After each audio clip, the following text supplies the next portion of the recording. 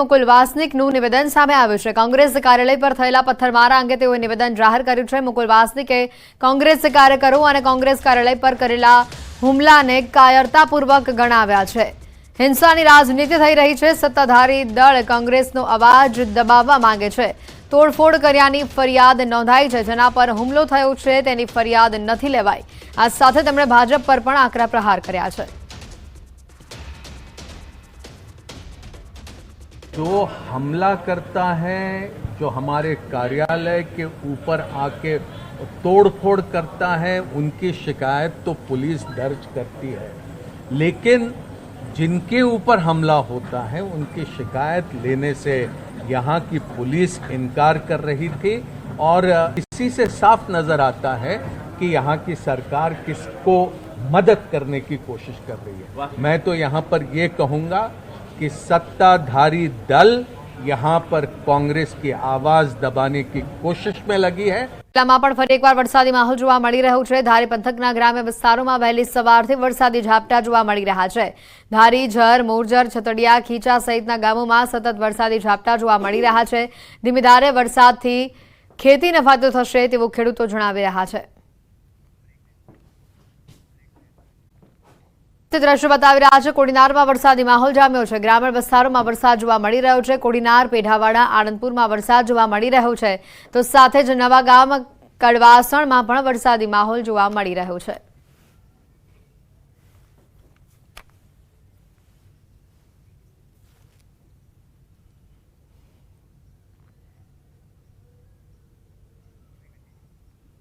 ગીર સોમનાથના વેરાવળ, પાટણ સહિત ઉના શહેર અને આસપાસના ગ્રામ્ય વિસ્તારોમાં વરસાદી ઝાપટા પડ્યા। વિરામ બાદ વરસાદી માહોલ અહીંયા જામેલો જોવા મળી રહ્યો છે। ગીર સોમનાથમાં સવારથી જ વાદળછાયું વાતાવરણની વચ્ચે વરસાદી માહોલ જામ્યો છે। કાળા ડિબાંગ વાદળો ઘેરાતા અહીંયા વરસાદની શરૂઆત થઈ છે। જિલ્લામાં પણ ધોધમાર વરસાદ જોવા મળી રહ્યો છે। સાપુતારા, વઘઈ, સુબીરમાં પણ ધોધમાર વરસાદ જોવા મળી રહ્યો છે। સાપુતારામાં વરસાદને લઈને પ્રવાસીઓમાં ખુશીનો માહોલ જોવા મળી રહ્યો છે। ભારે વરસાદની આજે ડાંગ જિલ્લા માટે આગાહી કરવામાં આવી છે।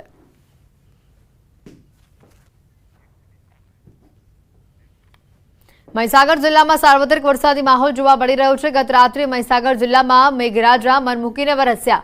કડાણા તાલુકામાં 3.5 ઇંચ વરસાદ જોવા મળ્યો। ખાનપુર તાલુકામાં 2.5 ઇંચ વરસાદ જોવા મળ્યો। બાલાસિનોર તાલુકામાં 1 ઇંચ કરતાં વધુ વરસાદ જોવા મળ્યો। મહીસાગર જિલ્લામાં લુણાવાડામાં 1/2 ઇંચ વરસાદ નોંધાયો છે। સંતરામપુર અને કડાણા તાલુકામાં પણ વરસાદી માહોલ જામ્યો છે। ગત રાત્રે મહીસાગર જિલ્લાના વિવિધ તાલુકામાં વીજળીના કડાકા ભડાકા સાથે વરસાદ નોંધાયો હતો। ફરી એક વખત વલસાડ જિલ્લામાં મેઘ સવારી યથાવત આવી પહોંચી છે। આજે સવારથી જિલ્લાના તમામ તાલુકામાં વરસાદી માહોલ છવાયો છે। સવારથી જિલ્લામાં વાદળછાયું વાતાવરણ જોવા મળી રહ્યું છે। વહેલી સવારે વલસાડ શહેર અને આસપાસના વિસ્તારોમાં ધોધમાર વરસાદ વરસ્યો હતો। આ સાથે જિલ્લાના ધરમપુર, પારડી, કપરાડા, ઉમરગામ અને બાપીમાં પણ નોંધપાત્ર વરસાદ જોવા મળ્યો। વલસાડ જિલ્લામાં ભારે વરસાદની આગાહી આજે પણ કરવામાં આવે છે। નવસારીમાં 2 દિવસના વિરામ બાદ ફરી જિલ્લામાં વરસાદી માહોલ જામ્યો છે। નવસારી જિલ્લાના તમામ તાલુકામાં વરસાદ વરસી રહ્યો છે। શહેરમાં આવેલા સર્કિટ હાઉસ, ડેપો, જૂનાથણા, કુંભારવાડ સહિતના વિસ્તારોમાં વરસાદી ઝાપટા પડ્યા। નવસારીના ગ્રામ્ય વિસ્તારોમાં પણ વાદળછાયા વાતાવરણ બાદ વરસાદી માહોલ જામ્યો છે। ગણદેવી તાલુકાના ઘનોરી, બિલીમોરા, ચાંગા સહિતના ગ્રામ્ય વિસ્તારોમાં પણ વરસાદ નોંધાયો છે। પાડોશમાં આવેલા સંઘ પ્રદેશ દમણના દરિયા કિનારે ઉછળતા પ્રચંડ મોજાઓની સામે રીલ બનાવવાની ગેલછા યુવકોને ભારે પડી શકે છે। કંઈક આવો જ એક વિડીયો વાયરલ થયો છે। એક યુવતી જીવના જોખમે તેણે આ વિડીયો વાયરલ કર્યો હોવાની આ વિગત છે। દરિયા કિનારે મહાકાય રાક્ષસી મોજા ઉછળી રહ્યા હતા। દરિયા કિનારા પર ઊભા રહેવું એ મોતને આમંત્રણ આપવા બરાબર છે। ત્યારે આવા ખતરનાક માહોલમાં પણ એક યુવતી દરિયા કિનારે રીલ બનાવી રહી છે। મોત સાથે મસ્તી કરી રહી હોય તેવા આ દ્રશ્યો કેમેરામાં કેદ થયા છે। ઘટના દ્રશ્યો આવ્યા છે દમણના દરિયા કિનારેના આ દ્રશ્યો કે જ્યાં કેટલા ઊંચા મોજા ઉછળી રહ્યા છે। તમે જોઈ શકો છો પાણીનો પ્રવાહ પણ ઘણો તીવ્ર છે અને જેમાં યુવતીનું એક વિડીયો વાયરલ થયો છે। ઉછળતા મોજાથી સાવધાની રાખવાની જરૂર છે, કારણ કે આ મોજામાં મસ્તી ન કરાય, પરંતુ કેટલાક લોકો સોશિયલ મીડિયા પર ફેમસ થવાના ચક્કરમાં ભાન ભૂલી જતા હોય છે। સ્કૂલમાં પ્રાથમિક સુવિધાઓના અભાવને લઈને રાજકોટમાં વિદ્યાર્થીઓ અને વાલીઓનો વિરોધ જોવા મળી રહ્યો છે। રાજકોટ ભાવનગર હાઈવે ઉપર આવેલા ત્રંબા ગામે વિદ્યાર્થીઓ અને વાલીઓ દ્વારા રસ્તા રોકો આંદોલન કરવામાં આવ્યું. હાઈવે ચક્કા જામ કરી રોષ ઠાલવવામાં આવ્યો.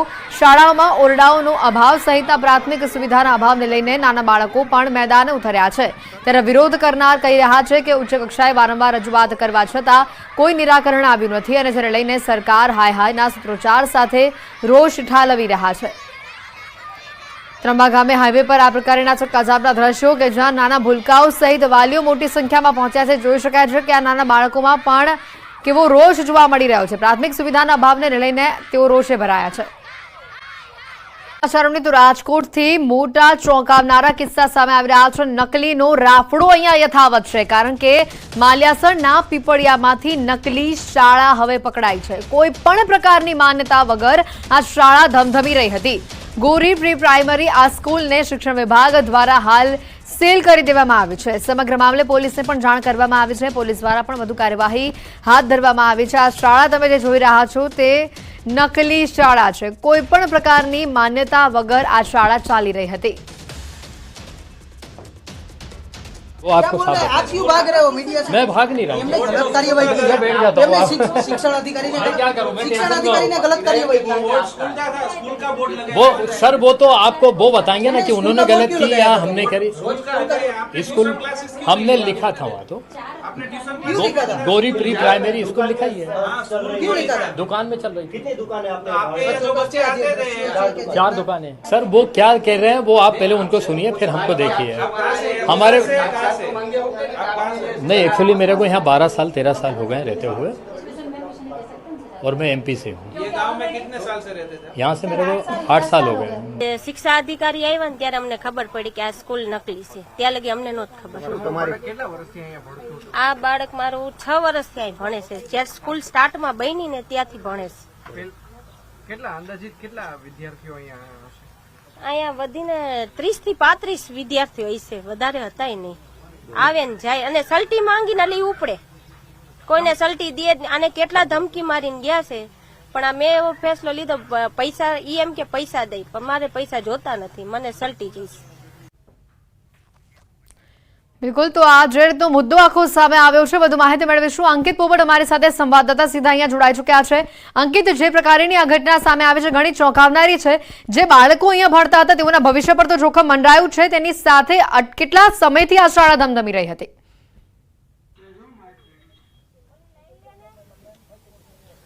રાજકોટ સહિત સમગ્ર ગુજરાતભરમાં નકલીનો રાફડો છે તે યથાવત જોવા મળી રહ્યો છે. નકલીનો કાળો કારોબાર છે તે પણ યથાવત જોવા મળી રહ્યો છે.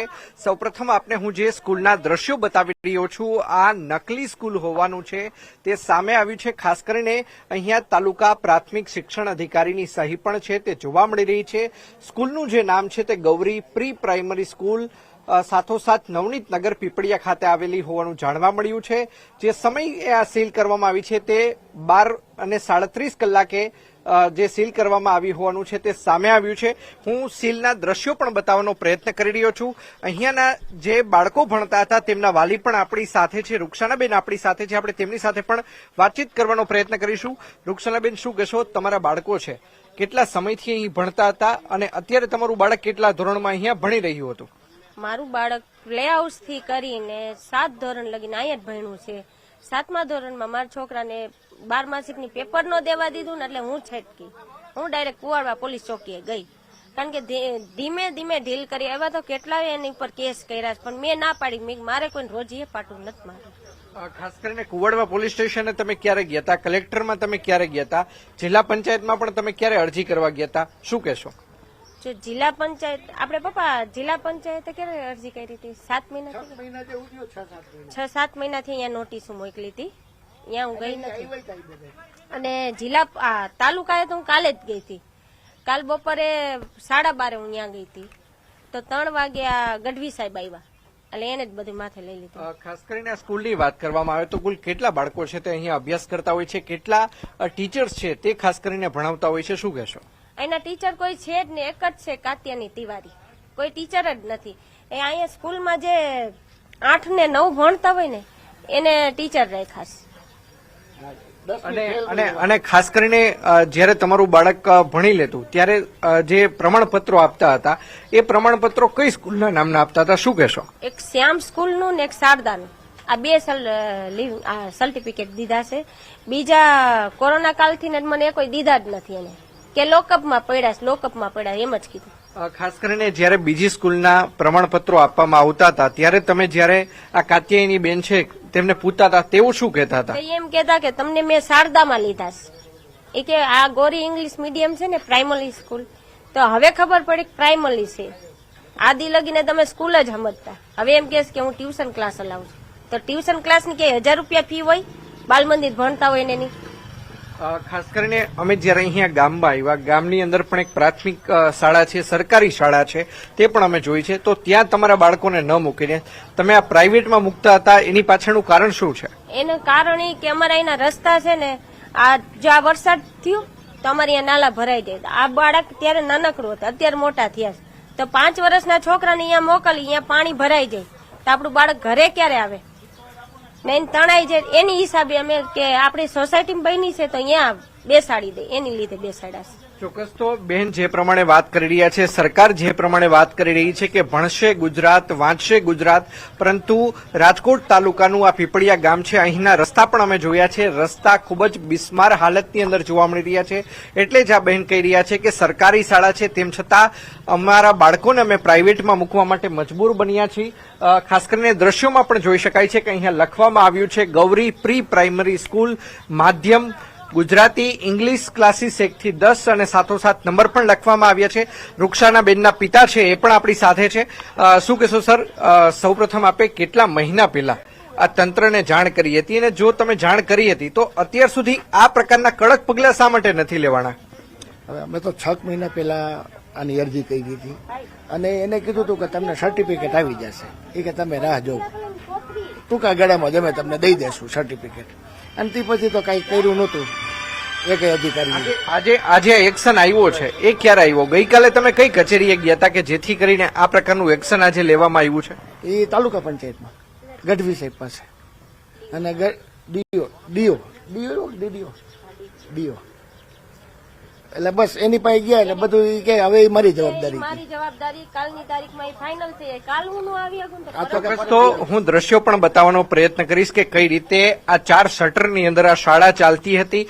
અંદાજિત 35 થી 36 જેટલા વિદ્યાર્થીઓ છે તે અભ્યાસ કરી રહ્યા હોવાનું છે તે સામે આવ્યું છે. હાલ આ 4 શટર છે કે જેમને સીલ મારી દેવામાં આવ્યું છે. અગાઉ આ જે સ્કૂલ હતી તે અંદરના વિભાગની અંદર ચાલતી હતી, પરંતુ છેલ્લા 4 થી 5 વર્ષથી અહીંયા ચાલતી હતી. દ્રશ્યોમાં જોઈ શકાય છે અને કોઈ કાળે શાળા કહી ન શકાય, કોઈ રીતે આને આ પ્રકારની મંજૂરી છે તે મળી ન શકે. તેમ છતાં આ નકલી શાળા છે તે રાજકોટ તાલુકાના પીપળિયા ગામ ખાતે ચાલી રહી હતી. હાલ કુવાડવા પોલીસ દ્વારા જે બંને જે પતિ પત્ની છે તેમાં કાત્યાયની તિવારી અને તેનો જે પતિ છે મનીષ તિવારી, આ બંનેની અટકાયત કરી લેવામાં આવી છે. બંનેના નિવેદન છે તે ખાસ કરીને કુવાડવા પોલીસ સ્ટેશન ખાતે નોંધવામાં આવી રહ્યા છે.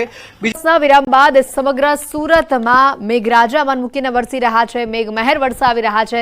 સુરત જિલ્લામાં સૌથી વધુ ઉમરપાડા તાલુકાની અંદર 6 વાગ્યાથી 1 વાગ્યા સુધીમાં 4 ઇંચ જેટલો વરસાદ નોંધાયો છે. તો બારડોલી તાલુકામાં 2 ઇંચ, કામરેજ તાલુકામાં 2.5 ઇંચ, તાલુકામાં ખાસ કરીને 2.5 ઇંચ વરસાદ નોંધાયો છે. ધરતીપુત્રોમાં આ વરસાદને લઈને ખુશીનો માહોલ જોવા મળી રહ્યો છે. ગુજરાત સરકારના હવામાન ખાતાએ દક્ષિણ ગુજરાત ઉપર આપ્યું છે એલર્ટ. ખાસ કરીને દ્રશ્યમ બતાવવાના પ્રયાસ કરી કે સુરત જિલ્લાના સમગ્ર તમામ તાલુકાઓમાં વહેલી સવારથી વરસી રહ્યો છે વરસાદને પગલે વાતાવરણમાં ઠંડક પસરી છે. તો ક્યાંક ને ક્યાંક જે ખેડૂતો પણ છે એ જે ખેતીના કામમાં જોતરાયા છે.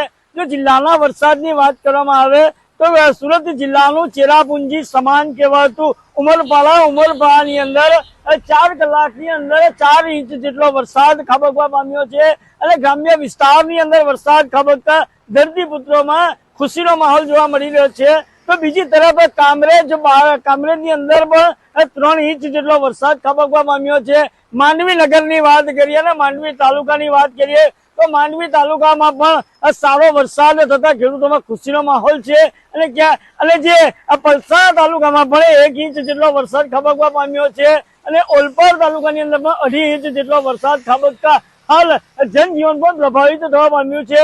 અને ખાસ કરીને તમે દ્રશ્ય જોયા એ મુજબ હાલ વહેલી સવારથી જિલ્લાની અંદર અવિરતપણે વરસી રહેલા વરસાદને પગલે હાલ ખેડૂતોમાં પણ ખુશીનો માહોલ જોવા મળી રહ્યો છે। સહાયક કેમેરામેન સ્મિત રાઠોડ સાથે કેતન પટેલ, ન્યૂઝ 18 ગુજરાતી, સુરત। 14 જિલ્લામાં 4 થી લઈને 8 ઇંચ વરસાદની શક્યતા છે। ઉત્તર, મધ્ય અને દક્ષિણ ગુજરાતમાં આજે ઓરેન્જ એલર્ટ આપવામાં આવ્યું છે। બનાસકાંઠા, સાબરકાંઠામાં પણ 8 ઇંચ વરસાદ જોવા મળી શકે છે। અરવલ્લી, મહીસાગરમાં પણ 8 ઇંચ વરસાદ જોવા મળી શકે છે। પંચમહાલ, દાહોદ, છોટાઉદેપુર, ભરૂચમાં 8 ઇંચ વરસાદની આગાહી છે। તો સાથે સુરત, નર્મદામાં પણ 8 ઇંચ વરસાદની શક્યતા જોવા મળી રહી છે। નવસારી, તાપી, વલસાડમાં પણ 8 ઇંચ વરસાદ જોવા મળી શકે છે। વરસાદની શક્યતા જ જોવા મળી રહી છે। 13 જિલ્લામાં 4 ઇંચ વરસાદની શક્યતા છે। અમદાવાદ સહિતના 13 જિલ્લાઓમાં 4 ઇંચ જેટલો વરસાદ જોવા મળી શકે છે।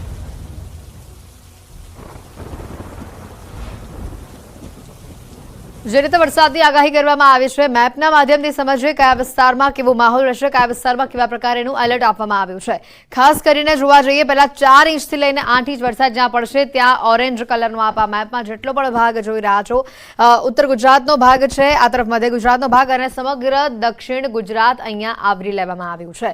બનાસકાંઠા, સાબરકાંઠા, અરવલ્લી, મહીસાગર, પંચમહાલ, દાહોદ, છોટાઉદેપુર, નર્મદા, ભરૂચ, સુરત, તાપી, નવસારી, ડાંગ અને વલસાડ આ તમામ જિલ્લાઓમાં આજે મેઘરાજા મન મૂકીને વરસવાના છે। કારણ કે જે શક્યતા જણાઈ રહી છે તે 8 ઇંચ કે તેનાથી વધુ વરસાદની શક્યતા આ વિસ્તારોમાં જેટલો પણ આપ ઓરેન્જ ભાગ જોઈ રહ્યા છો ત્યાં આટલો વરસાદ આપણને જોવા મળી શકે છે। હવે વાત કરીએ મધ્ય ગુજરાતનો પટ્ટો અને સૌરાષ્ટ્રના ભાગોની કે જ્યાં 4 થી લઈને 8 ઇંચ સુધીનો વરસાદ આપણને જોવા મળી શકે છે। 2.5 થી 4 ઇંચ સુધીનો વરસાદ આપણને જોવા મળી શકે છે। પાટણ, મહેસાણા, ગાંધીનગર, અમદાવાદમાં ખાસ આજે વધુ વરસાદની પણ શક્યતા હવામાન વિભાગે વ્યક્ત કરી છે। એની સાથે ખેડા, આણંદ, વડોદરા, બોટાદ, ભાવનગર, અમરેલી, રાજકોટ અને મોરબી આ તમામ જિલ્લાઓમાં આપણને 4 ઇંચની આસપાસ વરસાદ જોવા મળી શકે છે। શક્યતા એવી પણ છે કે 4 ઇંચથી વધુ વરસાદ અહીંયા પડી શકે છે। બપોરે 4 વાગ્યા સુધીમાં વધુ વરસાદ આ તમામ વિસ્તારોમાં આપણને જોવા મળી શકે છે।